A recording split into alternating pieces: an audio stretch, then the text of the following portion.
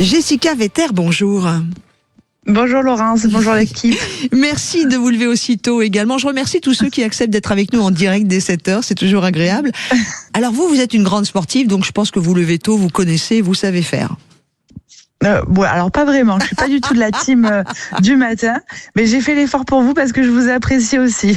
C'est adorable. Avec vous Jessica, on va donner à tous ceux qui nous écoutent, et c'est ce que je voulais dans cette chronique bien-être, de quoi bien commencer sa journée. Alors, Jessica, vous êtes coach sportif, vous êtes vous-même sportive, vous avez écrit un livre aux éditions First, Fit après 35 ans. Pourquoi après 35 ans d'ailleurs? C'est quoi cet âge particulier? Écoutez, c'est un titre que j'ai sorti il y a 2-3 ans, parce que j'ai mis à peu près 3 ans à écrire ce livre, et parce que je me suis rendu compte qu'après 35 ans, aux alentours entre guillemets, pour les femmes, on a beaucoup de changements et de bouleversements hormonaux souvent, et ça peut commencer aux alentours de 35 ans, voire même plus tôt. Et c'est quelque chose que j'ai moi-même traversé, et que j'accompagne aussi des femmes à traverser des petites périodes parfois un petit peu compliquées. Et voilà, donc je me suis dit, je vais écrire un livre autour de ça. Il y a des femmes à qui ça va arriver après 40 ans, 41, 42, 45. Mais c'est vrai qu'aux alentours de 35 ans, on va commencer à avoir des changements.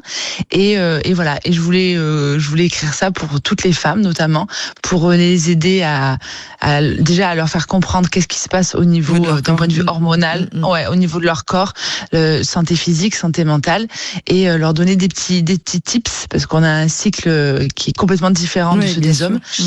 Voilà. Et donc, du coup, voilà, ça part d'une idée comme ça que moi-même j'ai traversée. Avec des conséquences, évidemment, également physiques sur la silhouette, tous ces changements hormonaux, alors 35 ans, 40, 50. Et dans votre livre, Fit après 35 ans, du coup, vous nous expliquez, vous nous donnez pas mal d'exercices à faire, enfin, vous nous guidez. Tiens, j'aimerais bien que on propose à toutes celles qui écoutent, oui, messieurs, excusez-nous, mais là, c'est notre moment à nous, quelques exercices ce matin pour se sentir bien et qu'on pourra refaire au quotidien si on le veut, ou quelques fois par semaine. Oui. Alors, je rappelle aussi que les hommes sont bien évidemment concernés.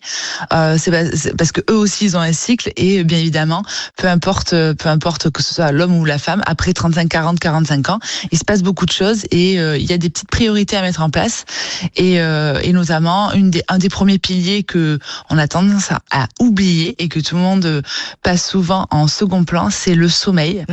Ça peut paraître très banal. Les femmes sont énormément impactées au niveau du sommeil passé un certain âge, avec quelques dérèglements. Donc le sommeil, c'est vraiment primordial. Oui. C'est quelque chose qui m'a énormément aidée, alors que j'avais pas vraiment besoin de beaucoup d'heures de sommeil. Mais par exemple, le sommeil, alors c'est très bête, mais pour l'endormissement, c'était se coucher sans interaction avec des écrans, par exemple, couper les lumières, on va dire tout ce qui est agressif, essayer de faire descendre un petit peu la température corporelle, baisser le système nerveux, vraiment ralentir le soir pour faciliter l'endormissement. Jessica, super, ça on en a parlé avec beaucoup de bonheur avec notre spécialiste sommeil hier, mais par contre, un petit exercice à faire en fitness ce matin. Alors, ok. Mais là, je vous laisse 15 secondes, j'ai plus beaucoup de temps.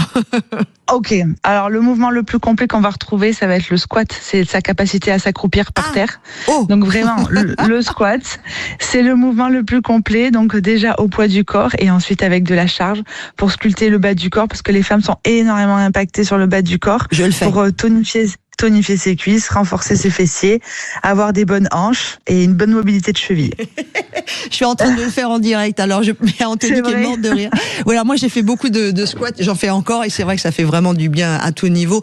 Et tout ça en gainant, évidemment, si on peut le faire, parce que si on a des problèmes de genoux et compagnie, il faudra nous revenir avant la fin de l'été pour un autre exercice quand on a des problèmes de genoux, pour que tout le monde se sente concerné, d'accord?